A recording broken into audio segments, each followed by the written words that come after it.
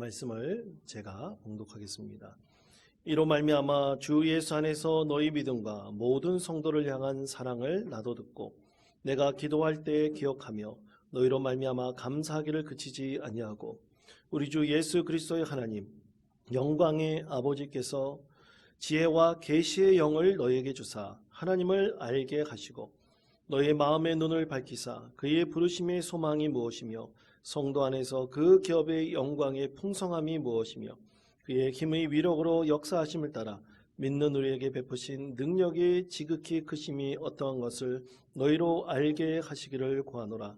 그의 능력이 그리스도 안에서 역사하사 죽은 자들 가운데서 다시 살리시고 하늘에서 자기의 오른편에 앉히사 모든 통치와 권세와 능력과 주권과 이 세상뿐 아니라 오는 세상에 일컫는 모든 이름 위에 뛰어나게 하시고 모든 만물을 그의 발 아래에 복종하게 하시고 그를 만물 위에 교회의 머리로 삼으셨느니라.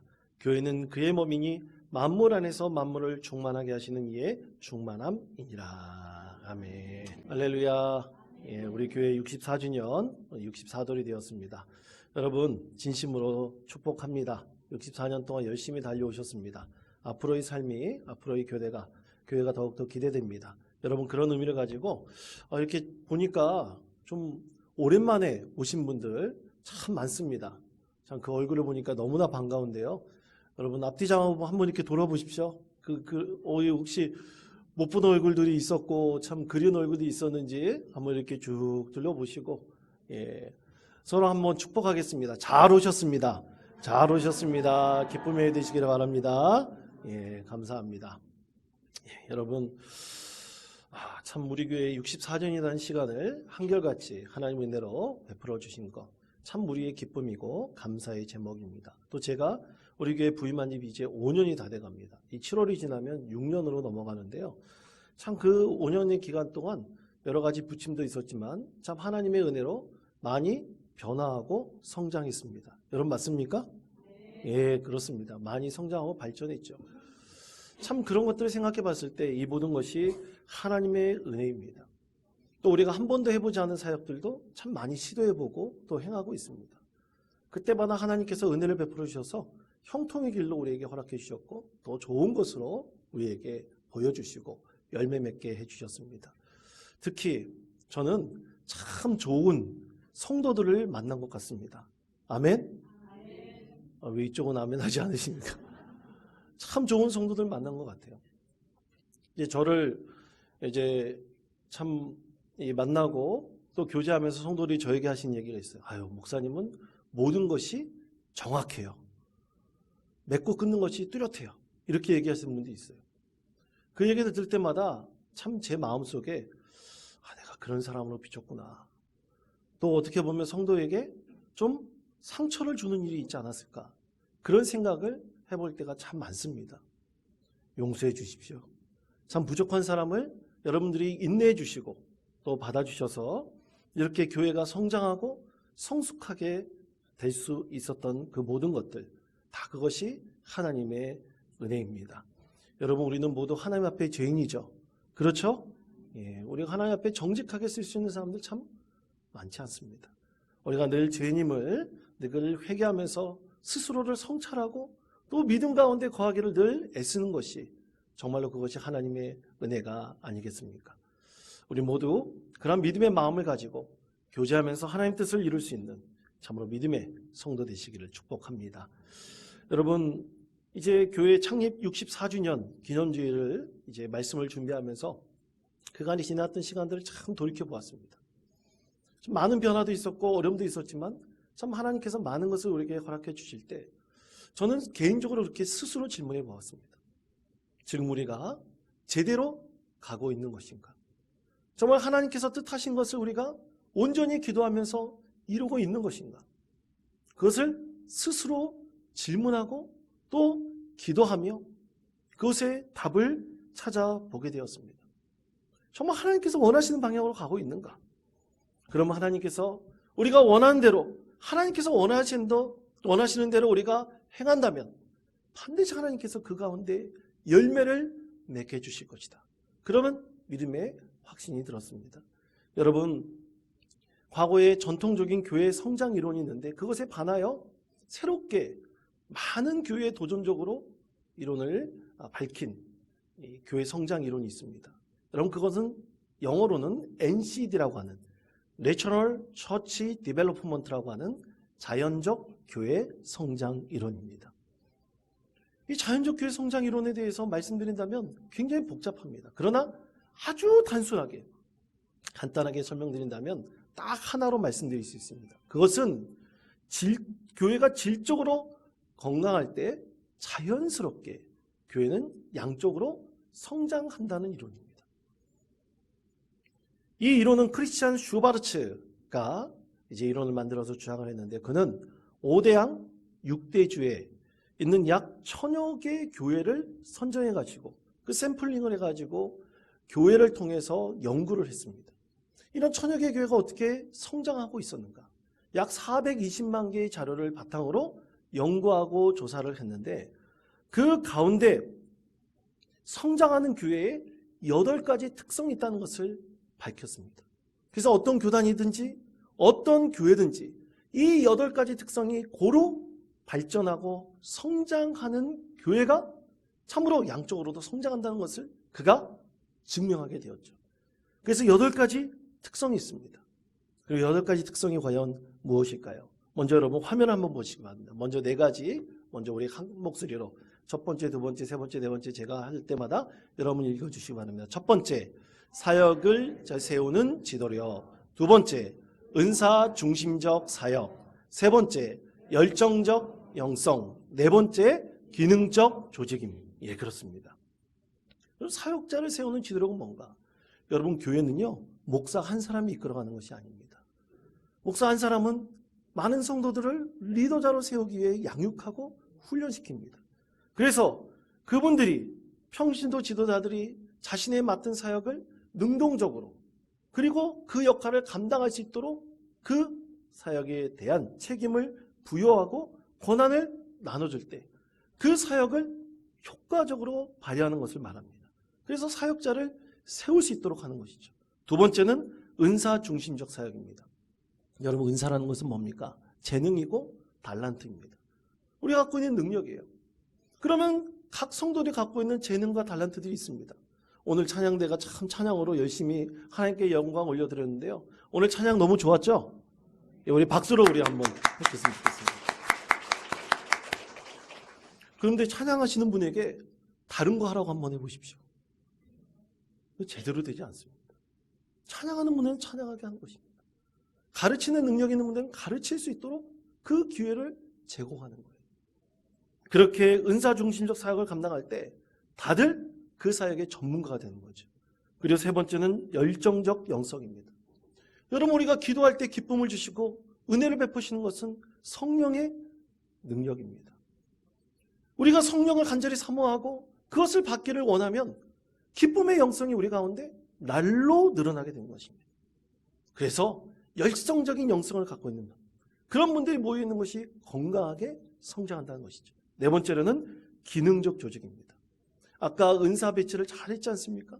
그러면 거기에 책임과 역할을 부여하고 그 필요한 조직이 있으면 필요한 조직을 만들고 필요 없는 조직은 과감히 없애버리는 거예요. 그래서 지금까지 이어왔던 것 중에서 전통적으로 타성에 젖은 것도 있으면 제거할 것이 자연스럽게 변화되게 만들고 그리고 그 조직들이 기능적으로 서로 엮여서 그것이 올바른 시너지 효과를 발휘한다면 교회가 당연히 성장한다는 것이죠. 그리고 5번째부터 8번째까지입니다. 화면을 한번 보여주시기 바랍니다. 5번째, 영감 있는 예배. 6번째, 전인적 소그룹. 7번째, 필요 중심적 기도, 전도. 8번째, 사랑의 관계. 그렇습니다.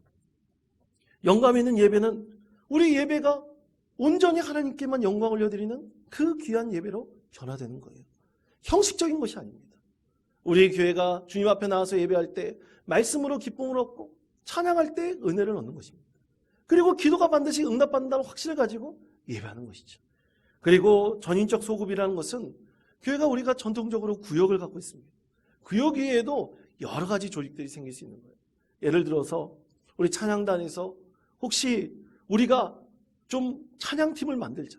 그럼 찬양팀끼리 서로 모여서 그 은혜를 나눌 수 있는 겁니다. 동아리 모임을 갖자? 동아리 모임도 갈 수 있는 것입니다. 3040 세대의 중심으로 소그룹을 이루자?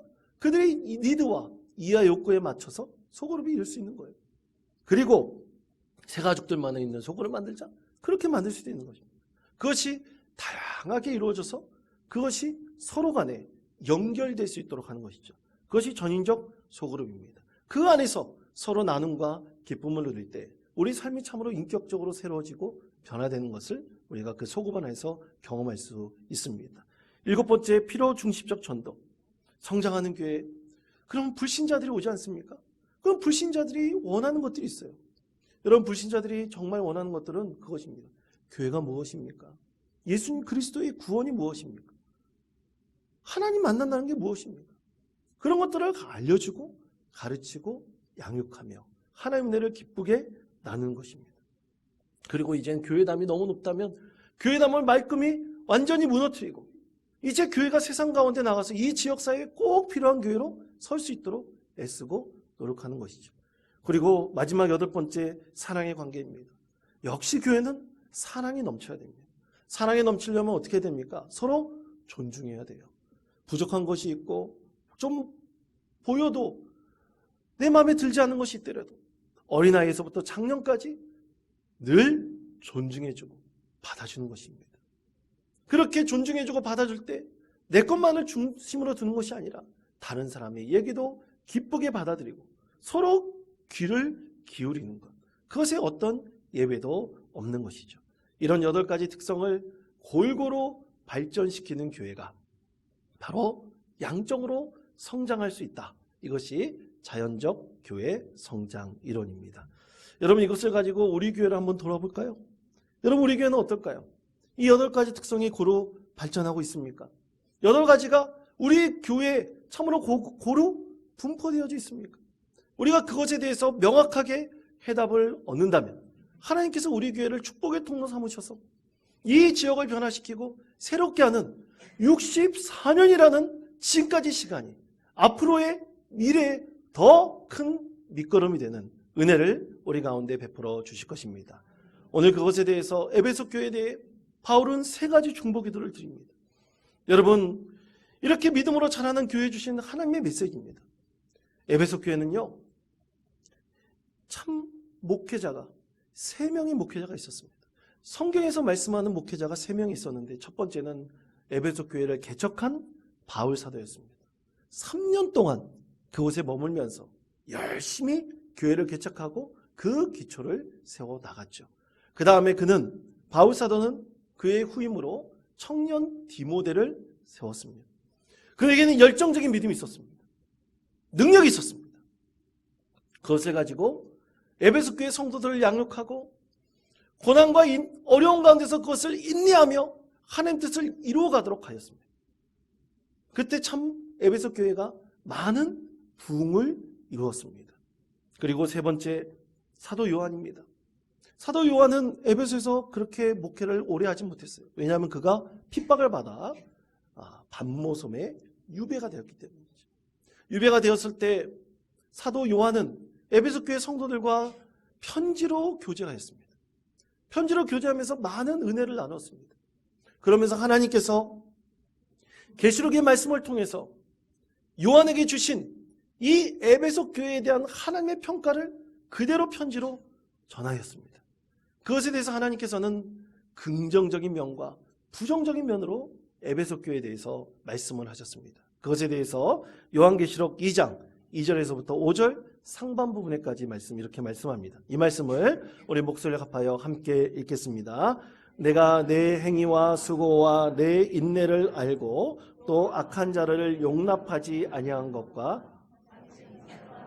아닌 자들을 시험하여 그의 거짓된 것을 내가 드러낸 것과 또 내가 참고 내 이름을 위하여 건디고 게으르지 아니한 것을 아노라. 그러나 너를 책망할 것이 있나니 너의 처음 사랑을 버렸느니라. 그러므로 어디서 떨어졌는지를 생각하고 회개하여 처음 행위를 가지라. 아멘. 여러분, 에베소 교회 성도들은 참 헌신적이었어요. 그들이 사역을 기쁘게 감당했습니다. 고난 가운데서 그것을 인내하면서 잘 감당했어요. 그런데 교회를 분열시키려는 자칭 자기를 사돌아가면서 잘못된 복음을 전한 자들이 있었어요. 그들을 물리쳤습니다. 참 아픔이 있었는데도 물리쳤어요. 그리고 열심히 복음을 다해 최선을 다했던 이 에베소 교회에 대해서 하나님께서 칭찬하시기도 하셨지만 하나님께서 한 가지 부족한 것에 지적하셨어요.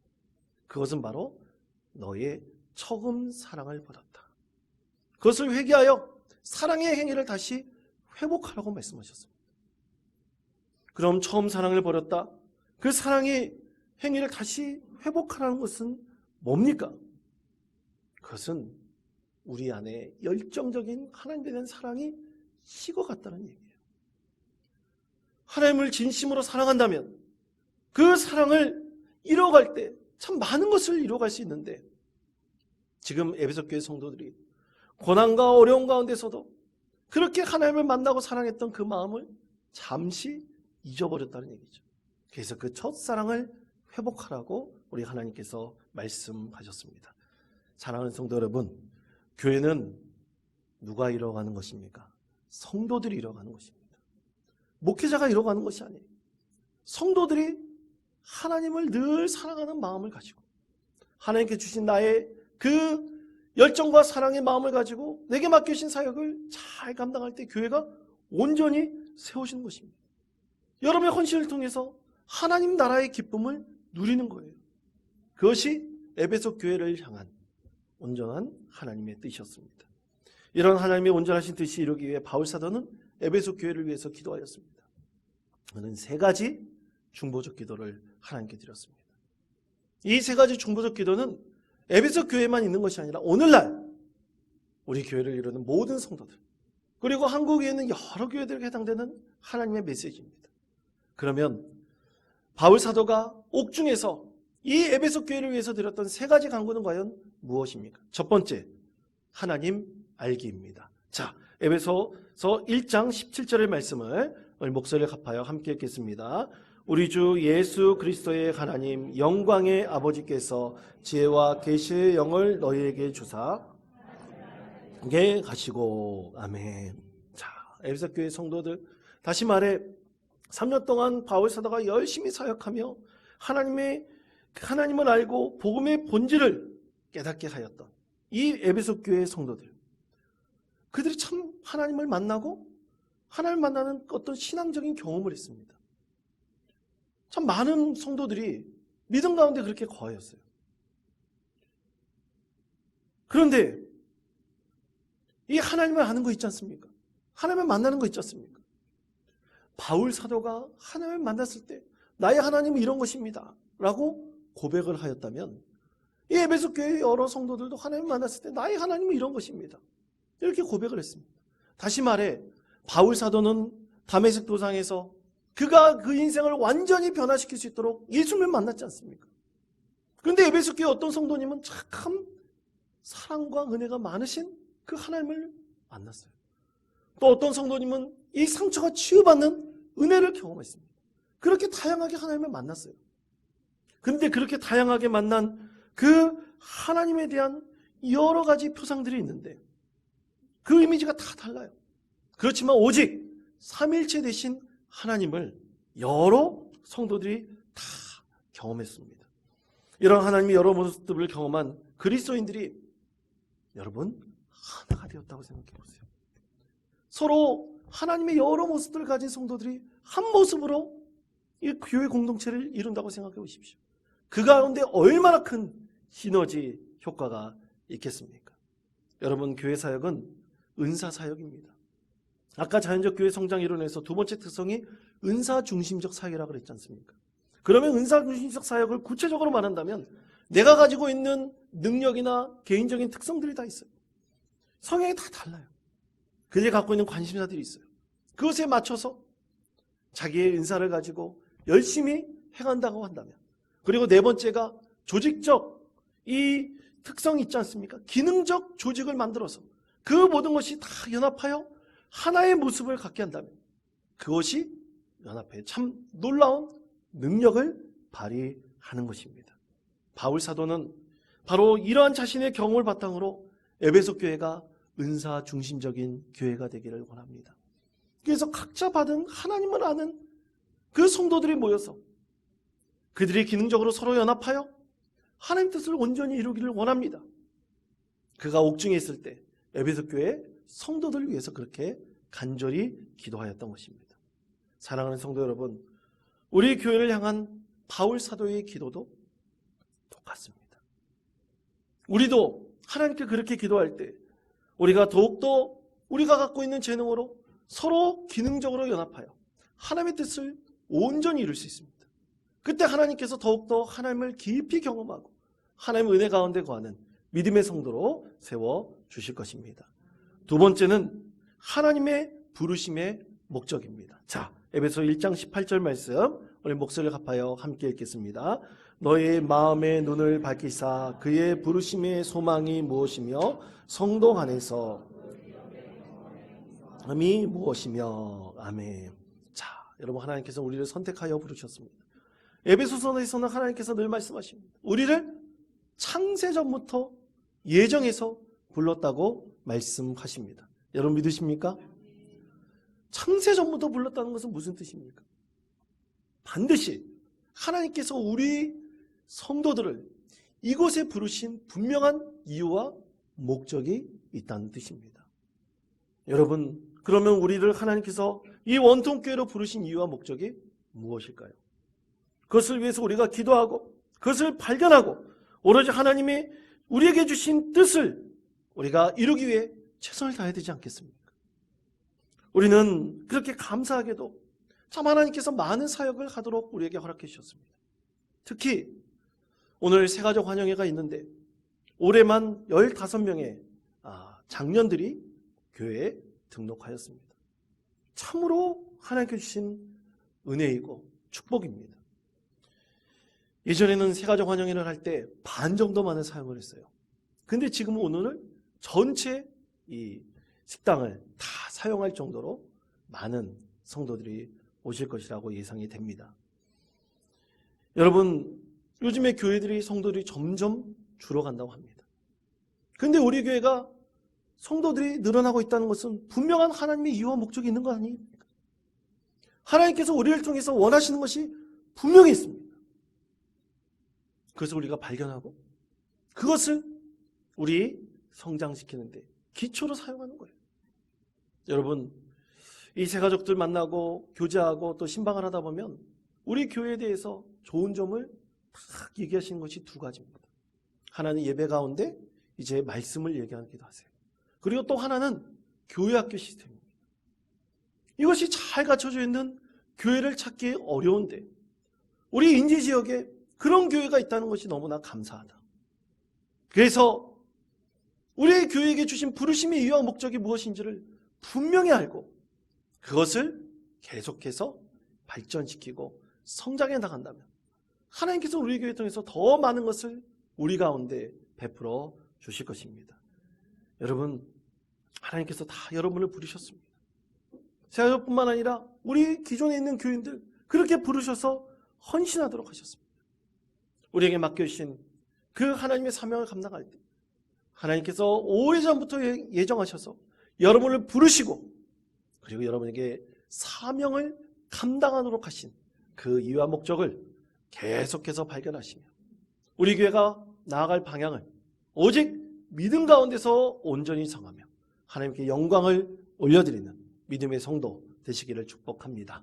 마지막 세 번째는 현재의 영적 능력입니다. 자, 에베소 1장 19절 말씀 우리 목소리를 합하여 함께 읽겠습니다. 그의 힘의 위력으로 역사하심을 따라 믿는 우리에게 베푸신 능력의 지극히 크심이 어떠한 것을 너희로 알게 하시기를 구하노라. 아멘. 여러분, 마지막은 우리가 가진 영적 능력입니다. 영적 능력이 쇠하시지 않고 날로 커지는 것입니다. 여러분, 아까 말씀드린 자연적 교회 성장 이론에서 세 번째 특성은 열정적 영성입니다. 다섯 번째는 영감 있는 예배예요. 여섯 번째는 전인적 소그룹입니다. 이것이 바로 우리의 영적 능력과 관련된 특성입니다. 여러분, 우리가 기도하고 예배함이 성령의 능력을 알게 하고 경험하게 합니다. 우리가 이 가운데 참으로 영적 능력이 우리 안에서 날로 성숙해지고 커져 나갈 때 하나님께서는 여러분의 삶의 자리뿐만 아니라 또 교회에서 이루어지는 모든 사역 가운데 반드시 하나님의 은혜를 베풀어 주실 것입니다. 여러분, 우리가 항상 기도해야 될 것은 우리가 갖고 있는 영적 능력이 머물러 있는 것이 아닙니다. 날로 성장해 갈 수 있기를 기도해야 합니다. 그때 하나님께서 우리 교회를 더욱 복되고 하나님의 뜻을 온전히 이루는 믿음의 교회로 세워 주실 것입니다. 사랑하는 성도 여러분, 오늘 우리에게 주신 하나님의 말씀을 기억합시다. 첫사랑을 버렸다면 그것을 회복하기 위해서 기도합시다. 그리고 64주년의 원통교회가 이 세 가지 중보적 기도, 하나님을 더욱더 알고 그리고 하나님의 부르신 이유와 목적을 우리가 늘 깨달으며 성령께서 주신 영적 능력을 날로 성장시키고 날로 커나게 하는, 그래서 이 지역에 하나님 복음의 메시지를 온전히 전할 수 있는 믿음의 성도 되시기를 축복합니다. 이 모든 것이 하나님의 뜻입니다. 그 뜻을 우리가 하나님 품에 올라갈 때까지 이뤄가는 복된 성도 되시기를 간절히 축원드립니다.